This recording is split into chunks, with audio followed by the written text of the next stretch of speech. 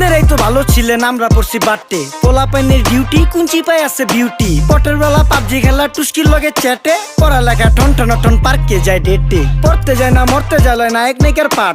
চিপাই চাপাই restaurant আর VIP flat. এই শহরে খেলাধুলার নাইকা কোনো মাঠ। বাচ্চা লইয়া মসজিদ গেলে বুইরারা দেয় ঘাট।